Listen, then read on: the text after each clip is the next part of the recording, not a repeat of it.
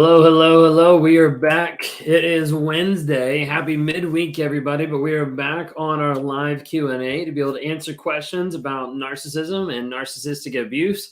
We're able to jump on here and start working through a couple things that you might be dealing with on a day-to-day basis. So wanted to be on here and be able to let you guys know we do this every single Monday, Wednesday, Friday. So Monday, Wednesday, Friday at 3 p.m. Eastern time. So wherever you are in the world, it's right now. It's this time. But on Monday, Wednesday, Friday, 3 p.m. Eastern time, feel free to be able to jump on. What we do here is I actually share this link in the chat on both Facebook and YouTube. It's a StreamYard link. Okay, and that StreamYard link actually lets you call in and get to the place where you're back in the studio, and you can actually come live with me to be able to ask questions, interact, share your story, things like that. So we'd love to be able to have you engage with that. I'd love to be able to have you ask questions. We'll be taking questions on everything. I've got TikTok up as well, and that's streaming a little bit just to give more people an idea because not everybody knows that we actually do these. So good morning, good evening, all over the place. Hello, hello. Good to see you guys on here. Whenever you guys put a text in, it'll pop up on the screen. Unless you don't want it on the screen, make sure you say that first.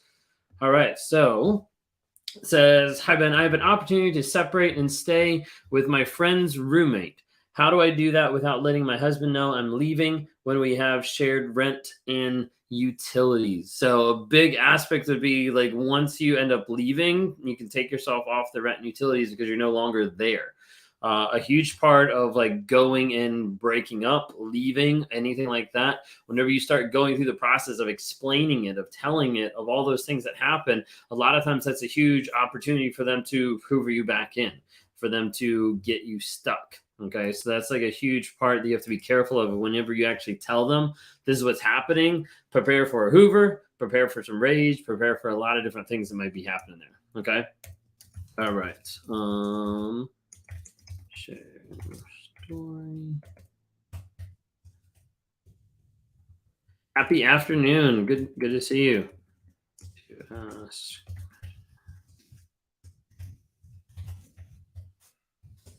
All right. Just adjusting my link here so you all can see it really well. All right, so there it is. So basically, you'll see this link on YouTube and on Facebook. It says, go live with me to ask questions and share your story. If you click that, it'll actually bring you back into the studio where you're able to go live with me, interact, and be able to answer some of that as well, okay? Someone else that mentioned, what leads a narcissist to get violent?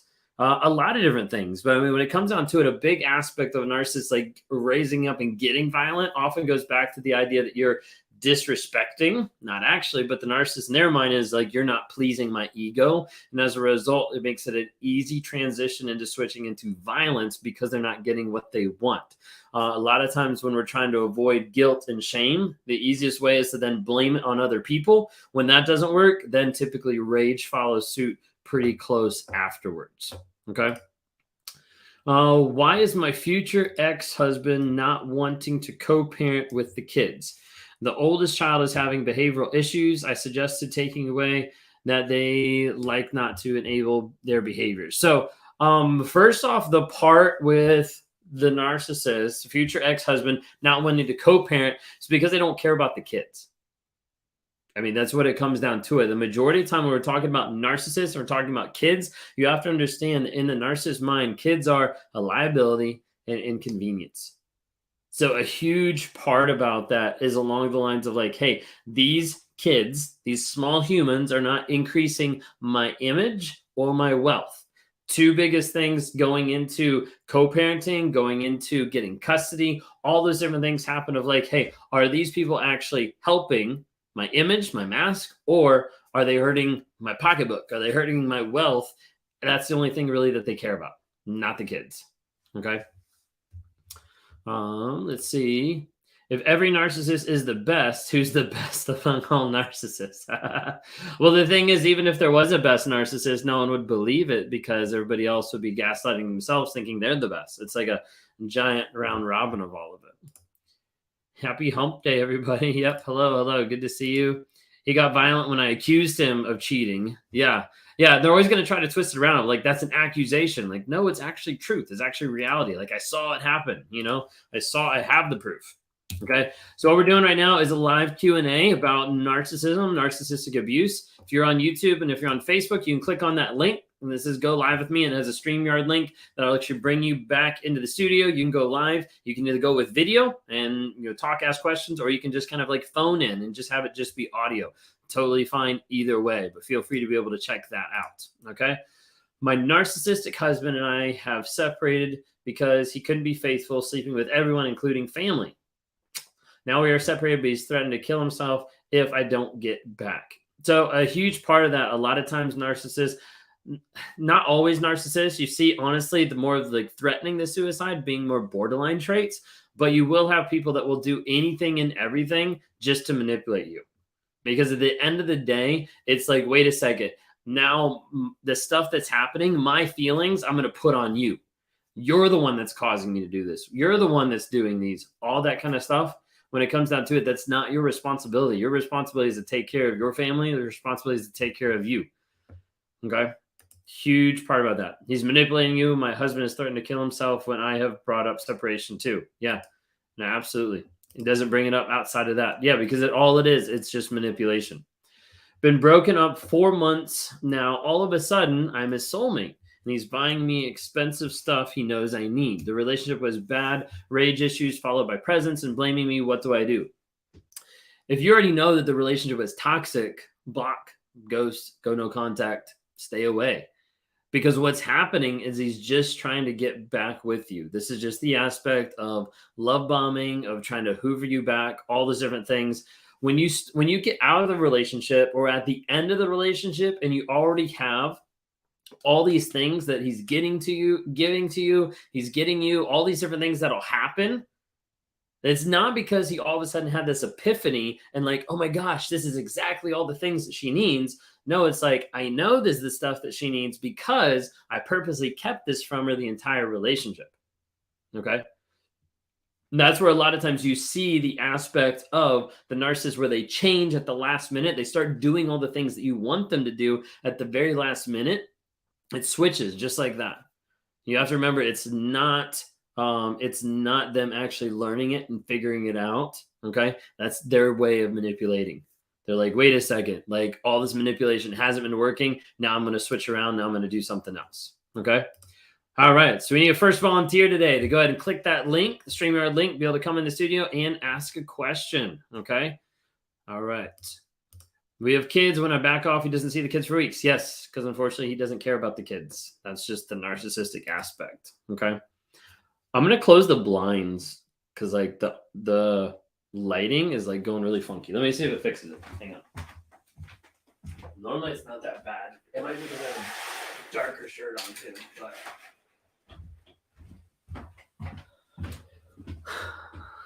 is that any better? Sort of.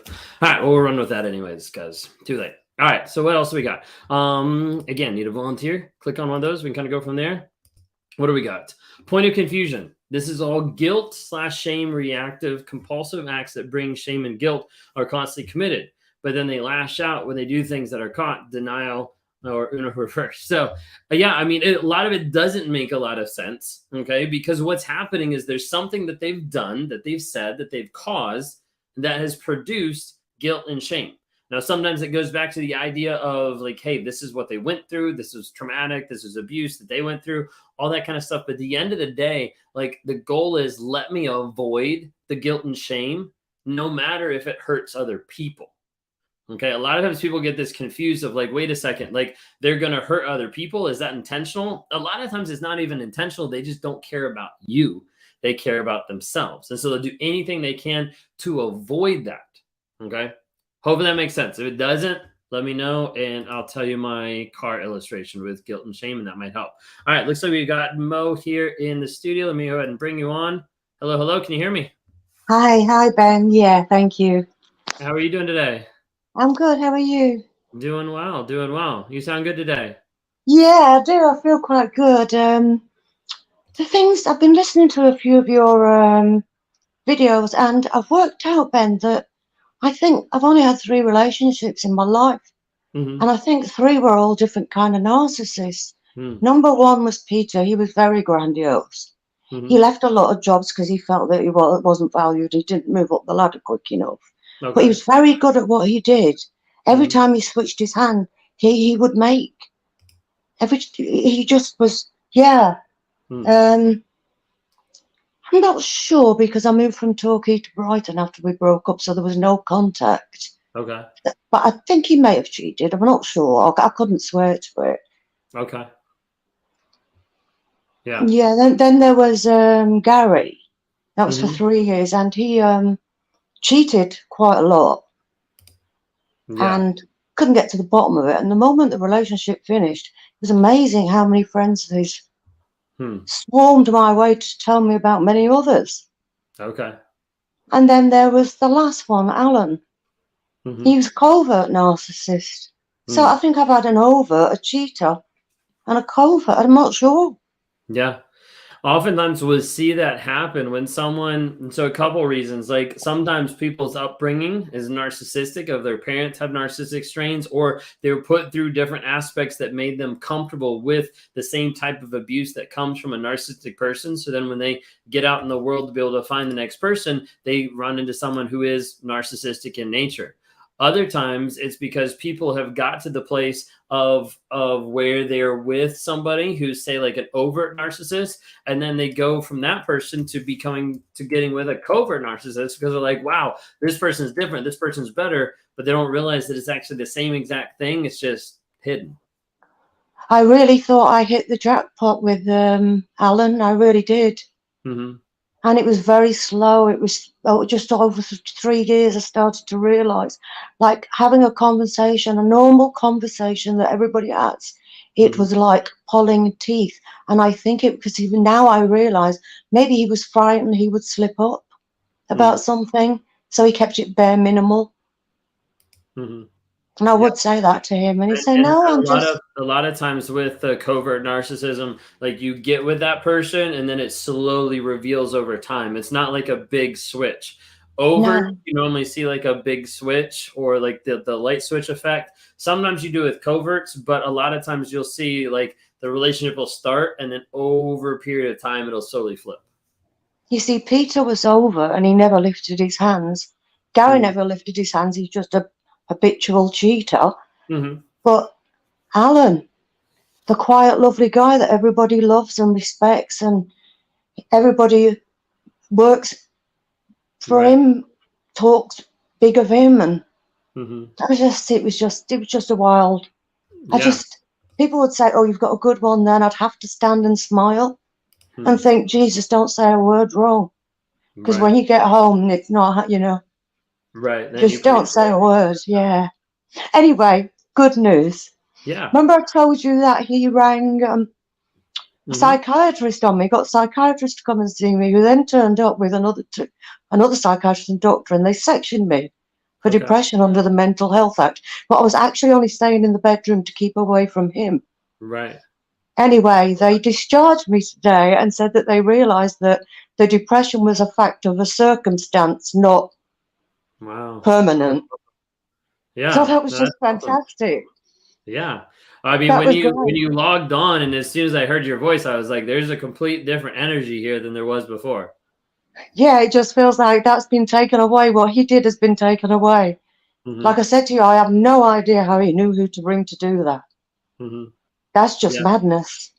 Yeah, no, that's awesome. I'm really glad to hear that. And keep leaning into that positivity. Like while you're on that high of positivity, like keep that momentum rolling. Jump into that journal that we've been avoiding, right?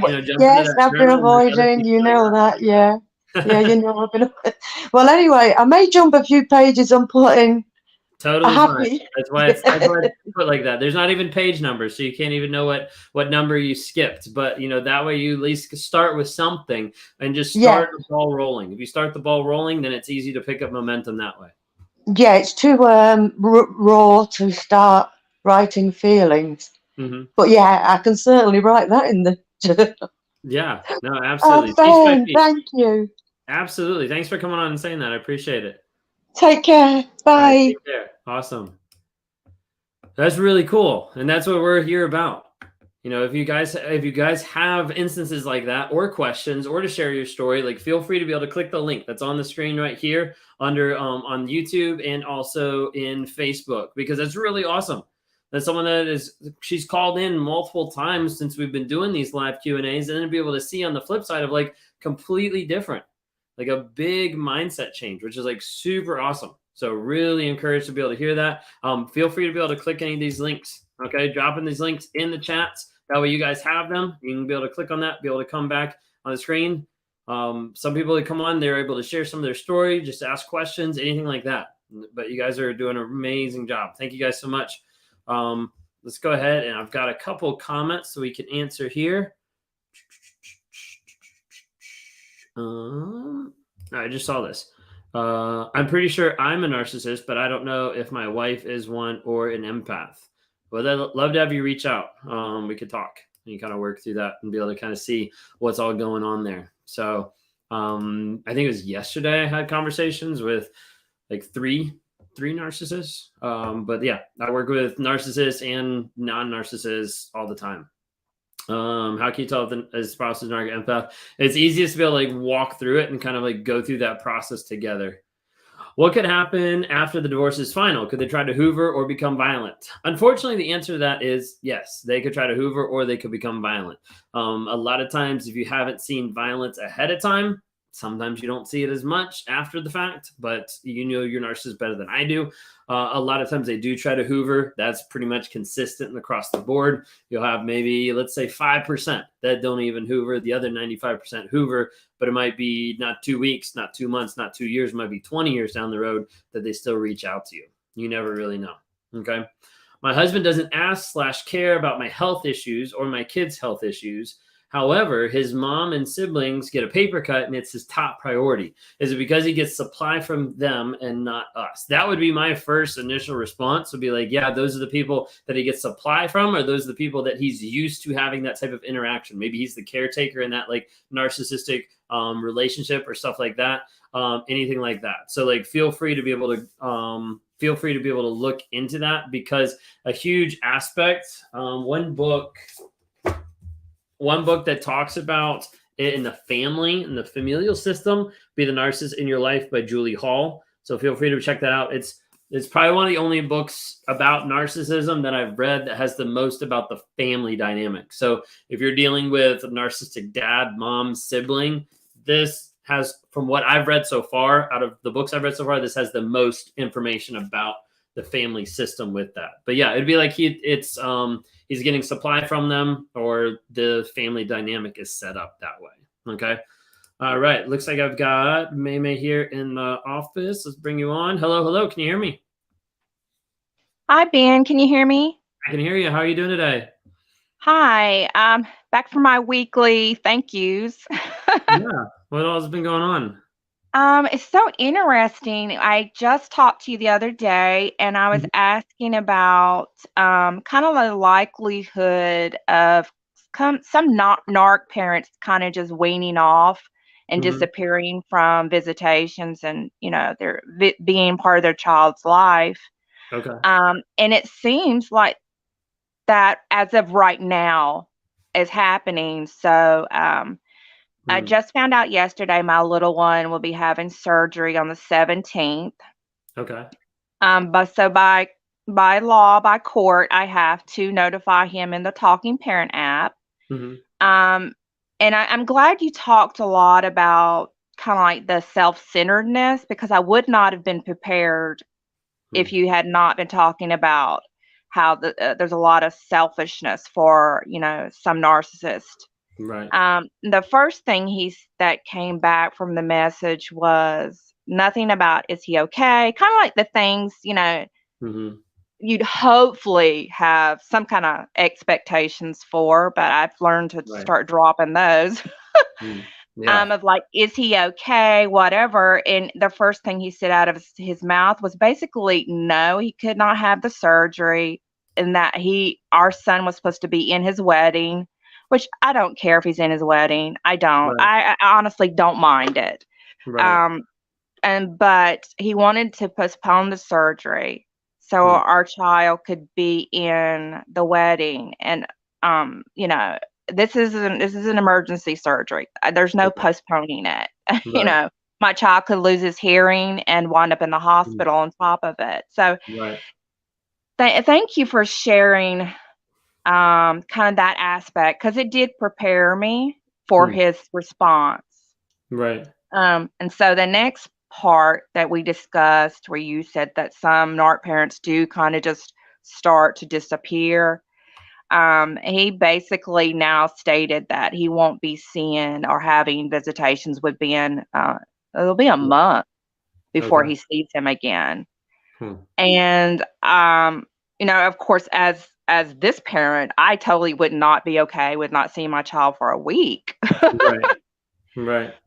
But I reminded him of the dates that he said he wanted, and I said, that's just so you know, that's a month, and he just said okay, and then that was it, and that was the end of the communication. So I'm still floored, but thank you for that education also, because it did prepare me. Like, if I did not have the education that you guys are putting out to kind of maybe what to expect, I would have been like just utterly just wordless and shocked with that position. So I didn't know if you wanted to go over that some more and a little deeper, but he's just totally fine with I didn't even ask to come to the surgery, which I'm kind of glad.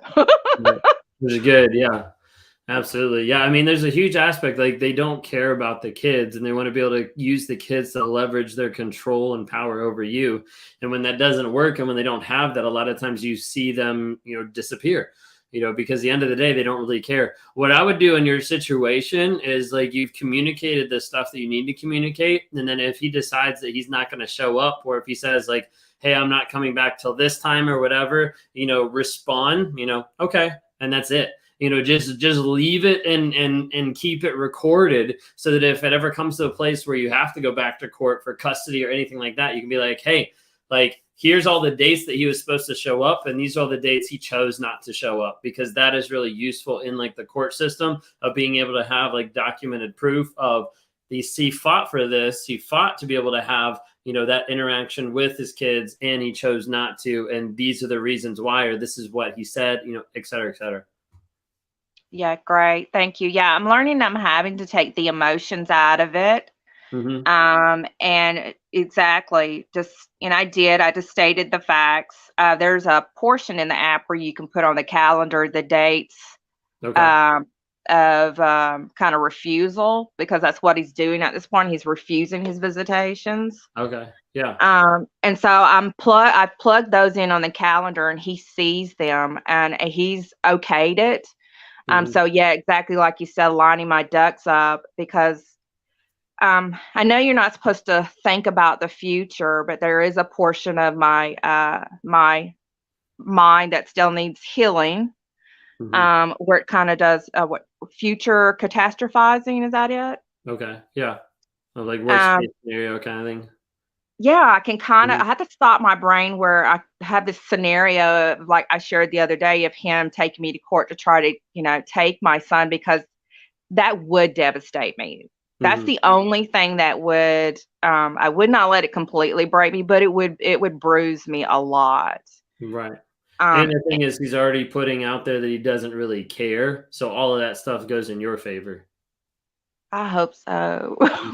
I would just say keep that communication about like him not appearing to visitations and stuff. Keep that as low as possible. So like let him be the one who's like, I'm coming or I'm not coming, or like he knows he's an adult, so he knows the dates. And if he's not going to show up, I wouldn't even remind him. I would just show the judge later down the road, if that's the case, of like, hey, this is the date. No text, no communication, nothing, never heard anything from him. So like, I already know I can't rely on him, that kind of thing. Right. And there's another thing that he does, and I wanted to see what you thought about this as part of just another tactic. I don't think about it a lot. I just think that's kind of weird, is my thought. But he will ask for days to not have visitation. So he'll say, like, this is coming up and I don't want the visitation. And of course, I make plans and arrangements and cancel my commitments, of course, to take my son. Of course, I'm going to take him. Right. And then a couple of weeks later, he'll come back and say, hey, I want that date again. I've already rearranged my life. I already canceled commitments. And, So if he's doing that consistently, that's 100% on purpose to get to you. Yeah, he is consistent. Honestly, in that situation, I would probably, depending on, I don't know, like your situation, but like depending on some of your situation, it could be something of where you have like a babysitter or a nanny like on call, where you just like, okay, and then like you wait for him to change his mind, and then it still doesn't mess up your life. Yeah. I was pretty much thinking what you were thinking. I just wanted to kind of pick your brain, but I'm telling you, you're in the fortune telling business because everything is just, but like I said, thank you so much, because with this knowledge, I'm not just slammed with what's happening like I used to be. I used to be like, this is insane. This is crazy. And now I'm like, it's just a pattern for some people. Right. Yeah. Great. 100%. Well, I'm glad that it's helping for sure. So keep that up. All right. Thank you so much. Absolutely. Absolutely. Have a great day. You too. Bye-bye. All right. In the studio, I've got someone whose username is Dark Angel, and it says devices not connected. So just FYI, I can't bring you live because it doesn't actually let me do it unless you connect either your audio or your video. So just FYI. Okay. Someone left in the chat just a little bit ago, where's the best way? Perfect. You got it. Where's the best way to reach out? I was on your TikTok live Monday too, and you answered a couple questions there. Yeah, I'm trying to do like either TikTok, or I might switch around and do like Instagram sometimes to be able to stream, just so people have an idea. Because I realized a while back that I started doing this is episode 35 of these Q&As, and I never let anybody else know. It was just on YouTube. So my bad. But anyways, if you want to reach out to me, just go to my website, rawmotivations.com. From there, you can either send me a message if you're curious about anything, or you can set up one-on-one, or we can work on coaching, or there's a lot of different options there. And you can see a couple people that have worked with me and different people that have sent in reviews or whatever. So you know what I'm about and what I do. So hopefully that answers your question there. All right. We've got Nicole here in the studio. Let me go ahead and bring you on. Hello. Can you hear me? Hello. Can you hear me? I can. How are you doing today? I'm good. How are you? Doing well. What's going on? Thank you for allowing us to be on here. It's great. Yeah, no, absolutely. I have a couple of questions and sort of like / share my story type of stuff. So this is all very recent that I just officially made the break from what I believe is a abusively narcissistic partner. We were together for 4 years, and we were engaged, and we just got engaged last year in November. So like literally a year. We had some stuff. We were trying to have, children, and we were having some issues, and it ended up getting really complicated, and it made me really sick. And I ended up in the hospital, and I was hospitalized for months, and I almost died. And my partner left me during that time.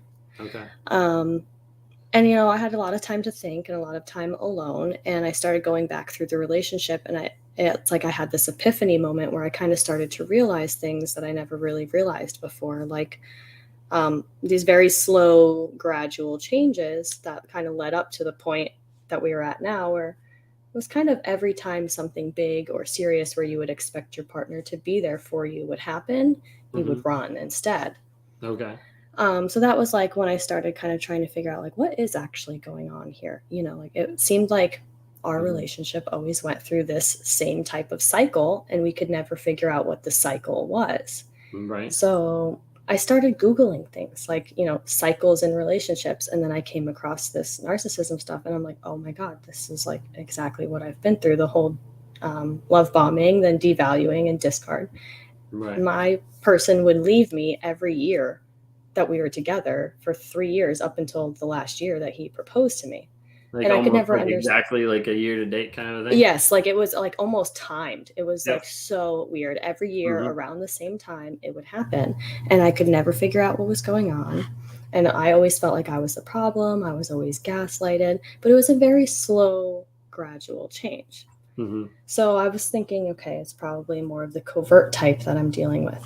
But my question is, how do you identify the difference between somebody who's covert versus somebody who might be more actually malignant? Because I feel like that might be some stuff that I'm dealing with as well with this person. Yeah, no, absolutely. So there's actually, I thought I just did a video on it recently, actually. Oh, yeah, it is. It's coming out in 2 days. Okay. Oh, okay. But I do have a video on YouTube actually coming out. It's set for the 4 p.m. showing on the 4th. Malignant Narcissist. Let's check it out together. So like that's me going into it. So malignant a lot of times is your combination of narcissist and sociopath together. A lot of times it's like narcissism. A lot of times you have aspects of it being a defense mechanism, and then sociopath you have more of the actual like, hey, I'm planning on maliciously hurting you, or I'm planning on just going through and not caring. Okay, so there's a lot of different aspects about that. With that, like narcissism has like 9 different like diagnostic criteria. Sociopath, technically there's like 4, but one of them has like a sub of like 7, I think it is. And a lot of that comes from the aspect of like rule breaking, like not wanting to like submit to authority, like being impulsive, like a lot of things that you see, but like the thought process behind that is oftentimes a little bit more intentional of like, I'm going to get what I want regardless of what I do to you, and regardless of like planning and things like that. So it kind of get confusing because there's no official, I had it in a book someplace, but I don't know where. There's no official like diagnosis of it. It's just kind of like your narcissist, like your narcissist gone sour, like stale milk. Your narcissist gone sour before they go into full sociopath. That sounds extremely on point then to kind of what I'm dealing with. It's like it started to kind of cross the line into like, I really don't know if he's maliciously doing this, because there's like some things that are obviously, you know, narcissistic qualities and tendencies, but then there are some other things that seem almost evil to an extent, like things that you just like shouldn't do to someone. Right. And another question I had is, I'll give you an idea real quick here. Sure. Like this is a really small example, but this is just something, it seems like so minute, but it actually, like, when we split, it was because I caused some sort of narc collapse to him. He had told me that like he met somebody who was just a friend, and I found out she wasn't just a friend, and I reached out because at that point I didn't have the knowledge. I didn't know that you're not supposed to reach out to the new supply, which I know now. And when he found out, he totally freaked out. And I was like, why are you freaking out so bad if she's just a friend? Obviously, because I've imploded his whole facade that he had to this person. He had made her believe that like I never existed. Me, our child, our engagement never existed in this fantasy version of himself that he presented to her. So when I showed up and imploded all of that, it was like a complete breakdown for him. And in that, you know, how did he break down? He packed up all of my stuff, me and my daughter, and drove us to my mother's house, left us on her doorstep, came back later that night with all of my, quote, all of my stuff packed, and started throwing it out of his truck onto my mom's lawn. And he knows that I work from home for a living, and I need my computer, my very expensive computer for that. The one thing that didn't show up was the computer, and he said, I wiped it and I sold it. You know, I hate you, you know, calling me very awful things, screaming at the top of his lungs, all because I imploded this, you know, quote, friendship that he had with a girl that he met for 2 weeks. So throughout me, our daughter, our engagement, everything, because I imploded this, just to find out a week later. So I'm sitting here stressing, you know, wondering how am I going to buy a new computer? He took all the money out of the bank account. This was the same week as our daughter's birthday. So like left me in a total bind. Like I have no computer to make money. I have no money in the bank account. It's our daughter's birthday. And then he blocked me from everything. He preemptively blocked me. Like I'm not the type to like continuously blow him up, but he blocked me from every single form of social media, phone, text, anything. And let me suffer for like, you know, a week. And then all of a sudden the computer that he said he sold just shows up at the doorstep. So like that little thing, it's like he obviously did that because he knows that I would stress and it would hurt me to make me financially unstable. And then I'm mentally stressing, trying to figure out it's my daughter's birthday. How am I going to get her gifts? I need to work to make money and I can't work because he sold my computer and he had the computer the whole time. So is this where things start to get, is that malicious? You know, like he obviously knows he's doing that intentionally. Right. Yeah. And then after that, still it's been complete no contact since then. Like he'll do, like he won't communicate with me. You know, he gave back the computer just to be like, you know, here's your computer. I had it the whole time, but literally have not heard from him, not a single word. So he's okay with doing these things. Yeah, and I would stay no contact and try to work through that, because a huge aspect is going to continue to like bother and affect and attack you anytime that you're in contact with them. I brought up real quick, I wanted to show you, and then we'll jump off and grab, because I got several people in the studio here, but I brought this up so you could get an idea. It's on screen for anybody else who's not on TikTok. Who's not on Facebook or YouTube. TikTok you just don't get to see, sorry. But this is from the DSM-5 antisocial personality disorder. Okay, and so the main ones really is that first one, the A, and the 7 ones that go underneath it. Okay, so basically running through them real quick so everybody can hear. So a failure to conform to social norms with respect to lawful behaviors is indicated by repeatedly performing acts that are grounds for arrest. Okay, deceitfulness is indicated by repeated lying, use of aliases, or conning others for personal profit or pleasure. Impulsivity or failure to plan ahead. Irritability and aggressiveness as indicated by repeated physical fights or assaults. Reckless disregard for safety of self or others. Consistent irresponsibility is indicated by repeated failure to sustain consistent work behavior or honor financial obligations.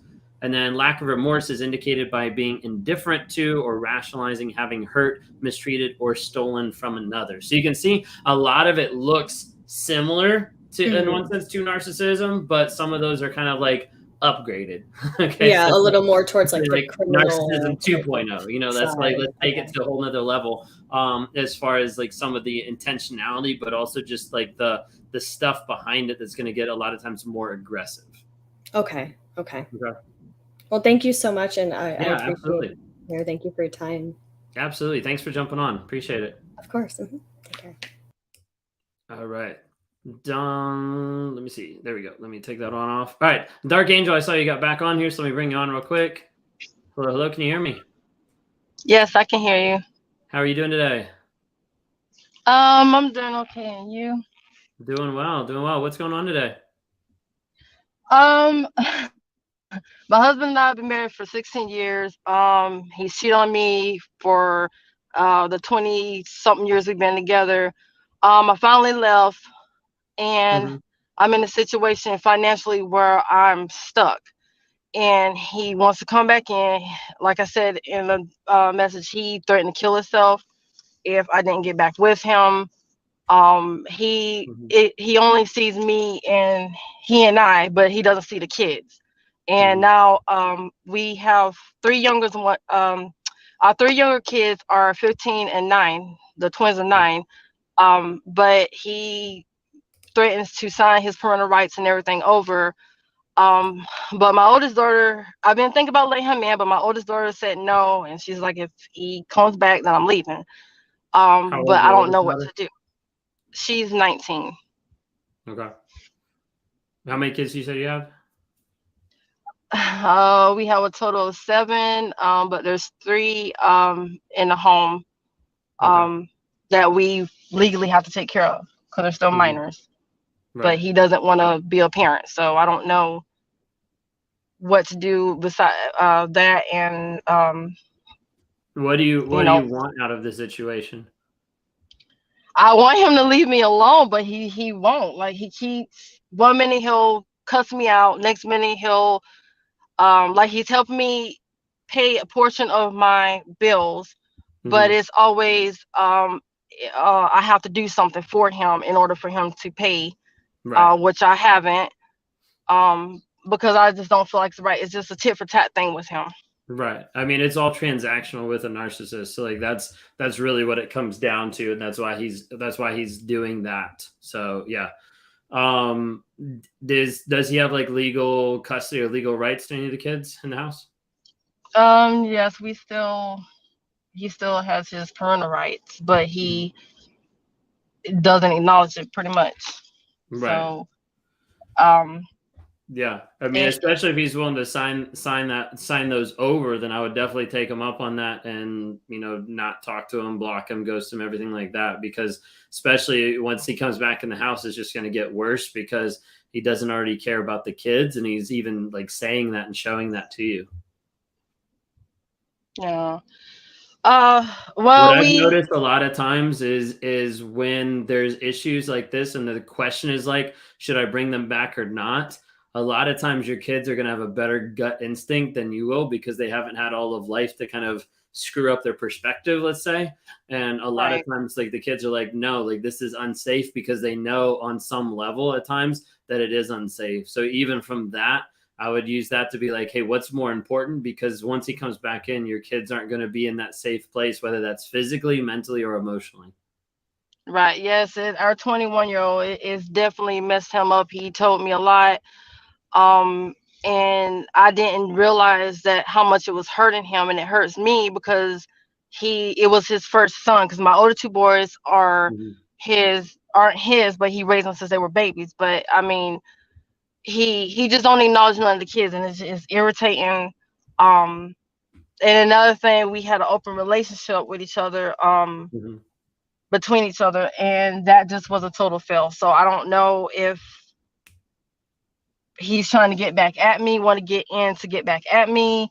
And he knows by him ignoring the kids, it bothers me. That's one thing that sets me off, is you ignoring the kids, because my kids are my everything. So 100%. If he knows what bothers you, he'll always hang that in front of you. He'll always dangle that in front of you. So if you let the narcissist know, like, this is something that bothers me from either what you've said or your reaction, they're always going to use that to be able to control you. So you have to be able to take a step back and be like, hey, I'm not going to let that bother me. I'm going to pour into my kids, ignore him, and keep him out of my life, because that's the only thing that I have right now to be able to help move them forward, because bringing him back in is only going to further destroy the kids.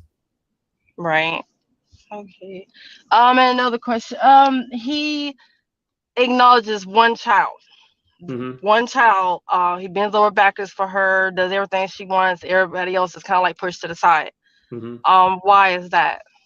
Playing favorites, triangulation, to be able to manipulate the other ones under control. And he might be getting something from that one child, like adoration, support, anything like that, that makes him look or feel better. And it just further goes to prove that he doesn't care about your kids. Right. Especially the one that he's playing favorites with, because that one's going to get destroyed even more when they figure out that it's all a lie. Oh, geez. Okay. Okay. Thank you so much. No problem. Thanks for coming on. Appreciate it. You're welcome. Bye-bye. Bye. All right. I've got two people in the studio. I'm going to get one here, and then Katie, I'll come for you last. Okay. All right. Hello. Can you hear me? Yeah. Can you hear me, Ben? I'm doing well. I was not sure how to pronounce the name, and I wasn't going to botch it. So sorry. All right. That's no problem. Awesome. What's going on? So I'm wondering, my narcissist was physically abusive, emotionally abusive, like basically every kind of abusive. And I'm going to give birth to his child soon. Okay. And I'm wondering if it's even safe to let his mom and sister be a part of a baby's life. What's the relationship been with the mom and sister from you in the past? Are they the ones that have like helped create this guy? Are they narcissistic? Are they like, what's it kind of look like between you and them, between him and them? Okay, so the sister, very kind, very loving, and the mom is also, but they're just completely manipulated by him. Like, I feel like they think like it's not 100% true, and this, and this, even though the mother has seen some of the physical abuse before. So the mom's seen the physical abuse and kind of discounts it? I guess so. And she had told me she was taking therapy for the narcissist. Okay, so she sees the abuse and she's taking therapy for the abuse that he's given to her and to other people. Yes, but more to help him. So she's like basically, taking the therapy in place of him and trying to get information for him. And it's just like, so she won't. Okay. Heal him by osmosis. Got it. Yeah. Okay. I don't know how make it make sense.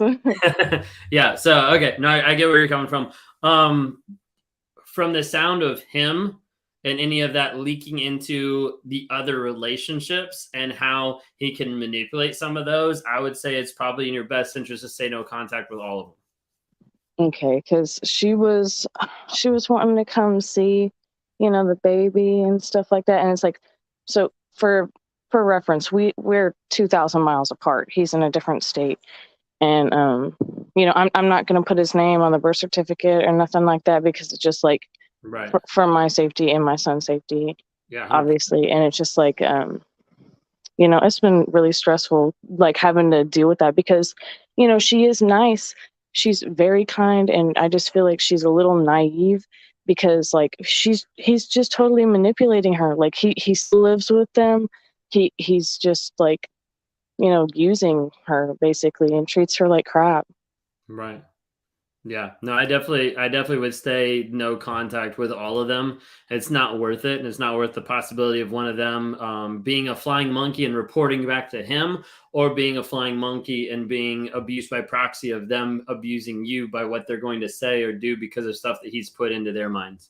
Okay. Because what I'm fearing the most basically is that like, she's going to come over. She's going to take pictures of my son.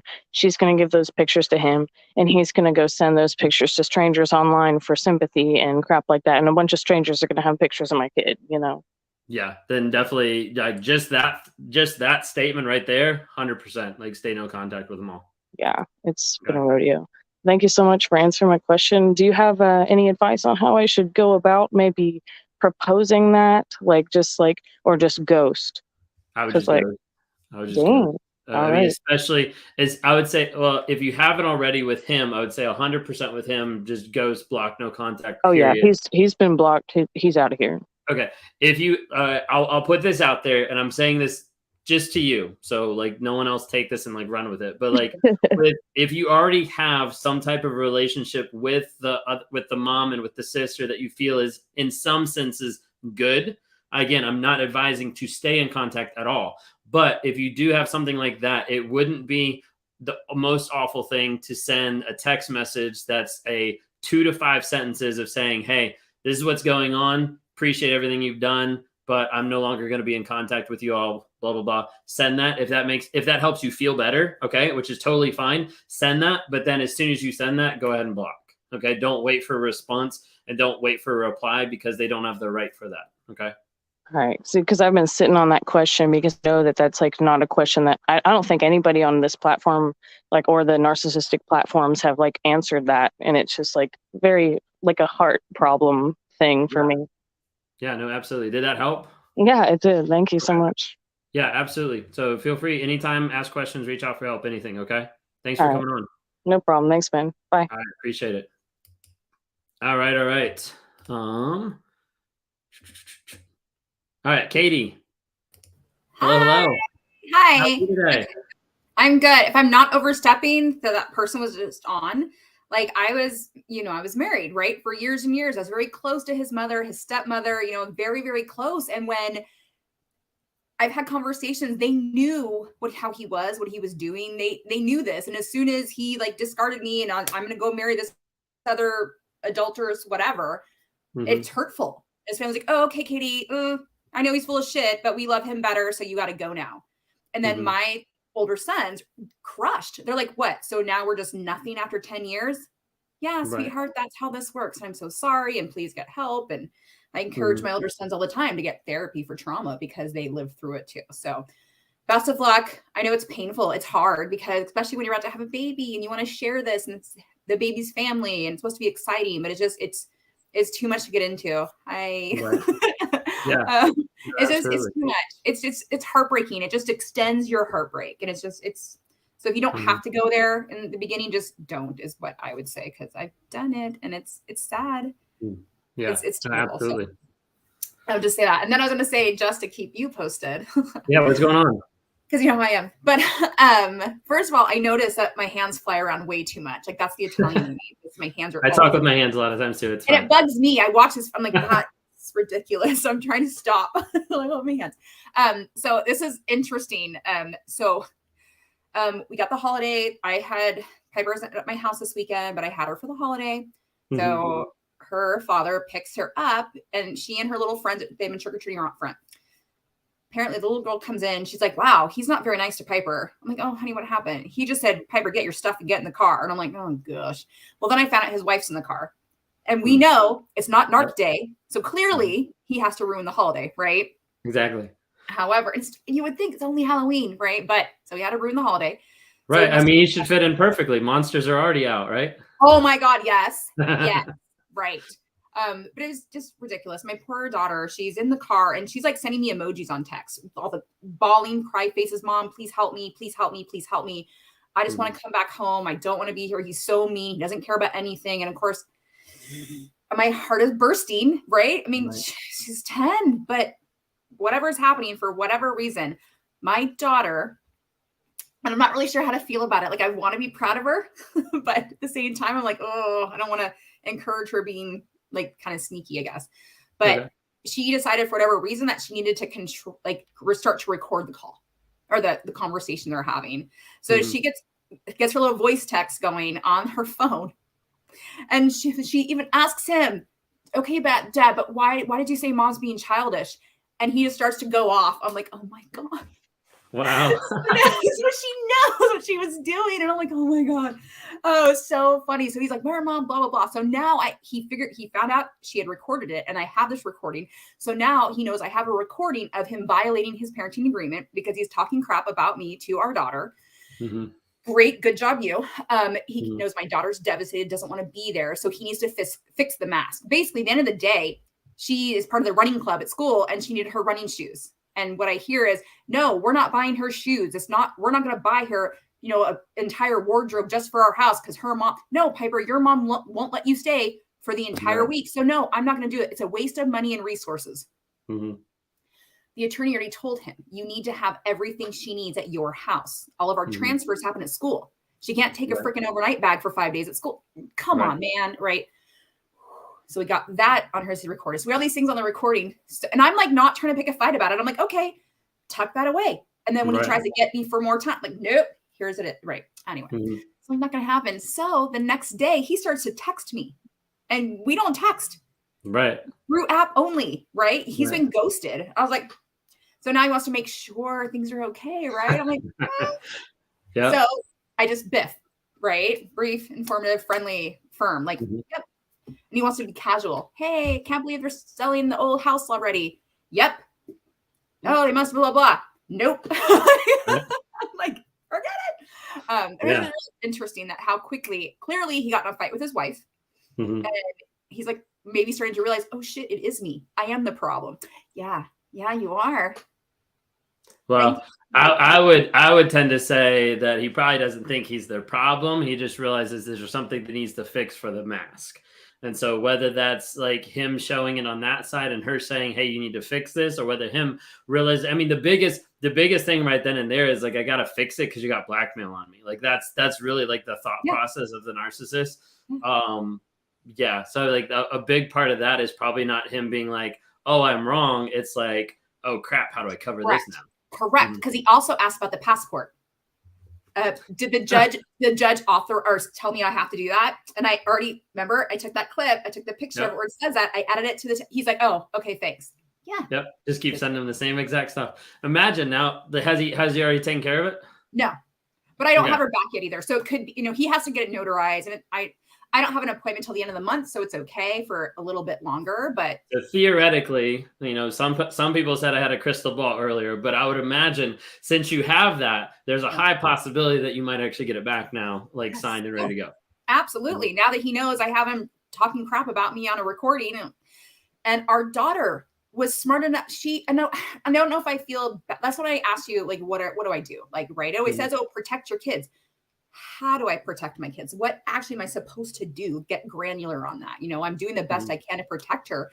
And for me, it's making her aware without talking crap about him. I still have to say, well, and I kind of just dance around it, right? To make her more aware. But clearly she's come to her own awareness. If she knows she's in the car, she needs to start recording. She's 10. That's huge. Dad, why are you saying Mom's being childish? And she's like, yeah, that's sly. That's sly. I mean, I mean, that takes some balls to all of a sudden do that. I mean, like, you never know what's going to happen when you get caught recording. Like, she already knows that there's some like volatility there. So, I mean, her doing that, I think, is huge on her like sense of awareness. I mean, obviously, you want her to be, you know, extremely careful, but like that shows a huge sense of awareness. And thankfully, now that he even knows, there hasn't been repercussions of anything that we know about. I mean, there might be different aspects, but at least not anything that's like physical danger, obviously. Right. And I'm more aware now. I know what to ask. How did things go? Because she was totally upset. She had to leave. The texts were painful to have to read and watch and know I can't do anything. Right. And I'm like, oh my gosh. But I also knew his wife was there. So he can't do anything too terrible to my daughter because then his wife will see it. It's like, okay, so it won't be that bad. But yeah, it's crushing. And then I try to say, okay, he said, well, she's going to record private. Oh, he messed it in the app. If she's going to record private conversations, she's not going to have her phone. Okay, well, it's my phone. You realize you have to return that. He's like, obviously. I'm like, great. Otherwise, I need to call. What time can I call your phone? Because I'm legally allowed to talk to her at least once every time she's with him. So I'm like, okay, great. Then I'll call your phone. He's like, I didn't take it. Great, thanks. Then I don't need to talk to you anymore. Like, it's just weird. I'm like, dude, stop. And then he's like, well, all right, I'll call her for school. No, we have plans. We have plans for some one-on-one time. I'm like, yeah, because she just blew you up. You should do that. Right. So it was very funny. Now it's to pull out the love bomb. You know? Yes, that's what I want to kind of make her aware of that as well. Like, this is how it goes now. Yeah, I mean, you can help educate her on everything. I think a big aspect is so personally, like whenever she comes back, I think a big aspect is like sitting down, going to do whatever, but like having just like a heart to heart of like, hey, like, I know you seemed really upset. Do you want to talk about that? And like dive into, you know, what she was feeling, what she was thinking, because I mean, there's a part of like, you know, hey, that's nervous, that's scary of her to do that, you know, and you want to make sure she's safe. But I mean, it might help to get a really good idea, you know, of what she's thinking. And she might bring more into the conversation, even more awareness in the conversation than what you think she has. Right. Yeah. I did the next day, take her running shoes at school just so I could hug her and reassure her. I'm like, I love you. I will never be mad at you for that. You did the right thing. You felt unsafe and you reached out for help. You did the right thing. Knowing that he would go to her and be like, you can't do that. You can't, you know, nope, you did so I'm kind of reinforced that for her as well. Then he was like, he told me this too. He's like, in the parenting app, I'll have her call you before she goes to bed, so that he knew he could control how long I speak with her. If he tells her to call me 10 minutes before bed, then I get those few minutes, right? And then of course she never even called. Great, violation. Rack them up, dude. Rack them up. Rack up the violations. You just keep screenshotting all those, recording everything. Absolutely. Perfect. Yes. But as the world turns at our house. Right. Awesome. Well, thanks so much for jumping on and sharing that. I appreciate it. Absolutely. All right. We'll talk soon, sir. All right. Bye. Sounds good. All right. We're running out of time, but I got one more in the studio, and then we're going to rapid fire a couple questions that I've saved, and then we'll jump out here. Okay. All right. Hello. Hi, Ben. How are you doing today? Good. Shalom. How you doing? Doing well. It's good to see you. All right. Good to see you. I'm at the motel, Ben. I'm trying to do this. It's like the third or fourth time. Yeah. I'm not perfect. You know, a lot of people think because I'm into the Bible, he always tells me, oh yeah, perfect Candace. No, Candace is not perfect, but I want to work through my trauma. I want to have a healthy relationship one day with someone. But speaking of screenshots, the last straw for me was I got, you know, because listening to your videos and Lee and stuff like that has helped me in my journey too, that I want to be a healthy individual. And, you know, he had made a profile on Facebook. He changed his profile name to represent something of my faith, like I explained to you before. And he's like following this girl that's like a lot younger than me, and she kind of looks very much like me, very creepy. Kind of very similar. And I'm like, wow, you know, he doesn't even want to, you know, he tells me he wants to do all these things, like pray with me, do things in my faith, and instead of doing it in reality, you know, with me, now he's like kind of following other people, and I'm like feeling like that craziness in myself, like maybe I'm just overreacting, maybe I'm just overthinking. And yeah, so I happened to look at his profile, and I know you're a spiritual guy, a Christian guy, but you know, and the Spirit led me to look at it, and again, I found a girl on there that's, you know, not dressed you know, she's naked and everything. I took screenshots, confronted him about it. Maybe I didn't do it in the most loving of ways, Right. but I'm just like, I'm over it. And this is under his new profile of faith, right? And it's like, you know, oh, I don't know how it got there, this, that, you know, and I don't know anymore. Like, am I, you know what I mean? And I'm just tired of being in that state of mind where I'm trying to truly make all the changes and work on my trauma, but this keeps re-traumatizing me over and over. Like, I want a healthy relationship. I have boundaries too. And then, you know, the girl happened to be from Houston, Texas, you know, I don't know. It's like, I don't know. And then, you know, he told his mom, like, oh, see what I mean? She's crazy. You know, she thinks I'm going to meet this girl. It's like, you know what? I'm just tired of it. You know, I deserve better than that. And I said, I'm not a perfect person. But I do have my faith and I have a moral compass, and I want to go towards the moral compass, not, you know, continue to live, you know, with people that don't, you know, respect that. That's just something I'm not into. I'm not into pornography. I'm not into that kind of lifestyle anymore. I'm coming out of all that stuff, and I'm grateful that I want to be, you know, happy and healthy. You know, I'm a survivor of trauma and sexual abuse, so that stuff triggers me, you know, on a spiritual level, mental level, and I'm just, you know, I don't know, Ben. I'm just trying to do this again, where, you know, we're still kind of texting, but I have his notification on silent right now, and I'm just trying to get through this and hope and pray that this is the final exit and that I don't look back. You know, I've been. What are you trying to get out of still texting and communicating now? Hopefully soon. I'm because I'm in that. What are you trying to get out of it? Like, what do you mean? Like, why? Like, honestly, there's really no real reason to continue. I mean, my mail goes to his mother's trailer, but at the end of the day, I'm sure that I'm a wise, intelligent woman where I can figure out how to, you know, make all my mail go somewhere else. That's why I'm, like I said, I'm at the motel. I'm trying to figure it out day by day. You know, and just like your video the other day about like the what did you say? I forget what you said about, pain shopping. Maybe that's kind of what I'm getting out of it. Just that keep trying to, you know, I don't know. I'm addicted to pain sometimes too. Like, I want to heal, but I still have that like that flaw in me where it's like I get something out of feeling the pain. I can't explain it. You're addicted to feeling a certain way, and so you have to be able to learn and to be able to change that from being a high off of that to being a gratitude and a joy of being away from that. And until you're able to separate from it, then you're not really able to see the effects of being without that addictive kind of nature that comes to it. So just think of it as like a drug, an addiction, anything like that. It's along those lines of like, until you can get free from it, you're not going to be able to have enough of the capacity to be able to see what's actually wrong. And then when you're free from it, that's when you pour in and invest a lot of time, money, and energy into you to say, hey, I need to work on me, you know, not just like self-love, but like, I need to be honest with myself. I need to be honest about what's actually happening, what's actually going on. And I need to be able to focus on that so I can get back to the truth of the situation. And that's what sets you free from it. Okay. Exactly. Well, forgive me. I'm a little sweaty. I was actually able to get myself a bike, and I'm starting to slowly feel like Candace again.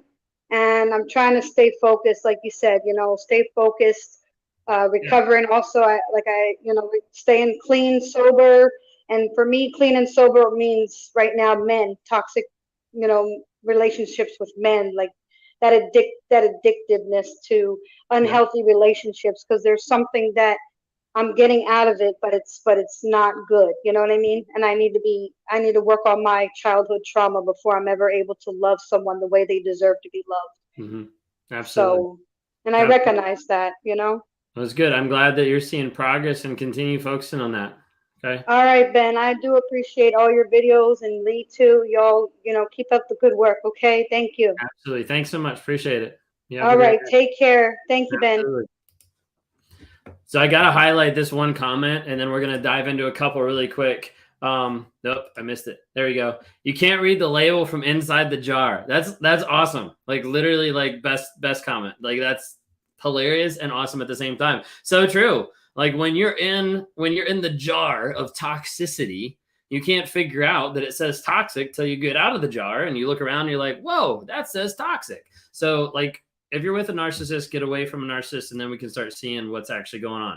All right, I've got, I think, 8 comments that I have saved, and we're going to do them rapid fire. So stick around. We're going to rapid fire, then we're going to jump off. And to wrap it all up, if you're interested or if you're confused or if you've ever gone through a smear campaign, that's the video that actually just dropped at 4 o'clock 5 minutes ago on YouTube. So stick around. I'll answer a couple questions. Then you can hop over and you can watch that really quick. All right, so rapid fire. Here we go. Mine told me the first day that I met him, he was narcissistic or had narcissistic tendencies, and I didn't know what that even meant then. And I was completely smitten by him. So stupid. So you're not stupid. So make sure we start changing that mindset. You didn't know. Like right there, you're calling yourself stupid of something you didn't know.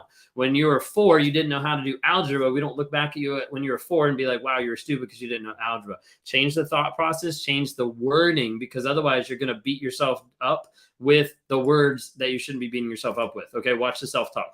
I'm struggling with leaving a covert husband and still the divorce child custody battle after 3 years. Plus, that's what I'm wondering. I don't know why I saved it. I think I was supposed to save it with another one. But in the divorce custody battle, parallel parenting, using the BIF method, look up Judge Anthony Bompiani to be able to get some tips and tricks with that. Then NPD, even malignant ones can feel empathy. I wouldn't go as far to say feel empathy. Like they all don't feel empathy. Like it's back and forth. I'll explain in just a second. It's very low, and there are different types of empathy also. Absolutely. So there is different types of empathy, like cognitive, compassionate, emotional, whatever they are, something like that. There is different types of empathy. Not everybody, not all narcissists don't have empathy, but not all of them feel empathy either. Okay. So we want to kind of ride that line right in the middle of like back and forth. It goes back and forth. The idea is whatever level of empathy I have, I can't express that to someone else, especially if I'm wrong, because the ego death that comes to that is too great to admit that I'm actually wrong. So there's some that have empathy and refuse to give it and refuse to show it, even though they know that's what they're supposed to do, because it would point them out that they're the actually bad person. Okay. But there's people who are self-aware and just don't care. Yeah. So we're going along with that along the same place. Yeah. Okay. Is it really possible for a narcissist? Okay. Hopefully that makes sense. I think I have a video on it, but I'm not sure where it is. If my narcissist was physically abusive, should I let his mom? We answer that. Okay, cool. Just kidding. All right, really quick. How hard is it to validate others' emotions as NPD? It depends on the specific NPD, and it can be impossible for some to do in a very skewed way. So a non-aware narcissist is not really going to be able to validate an emotions hardly at all, because they're not even thinking about it. It's not even on their radar on any aspect. And so they're not really looking at that. Even as an aware narcissist, being able to validate someone else's emotions is more of the cognitive empathy of like, I understand what you're going through, like cognitively. I don't feel it. I don't experience, I don't emote to it, but I can connect with, hey, like what you're going through is like really crappy. Okay. Like I hate that. Okay.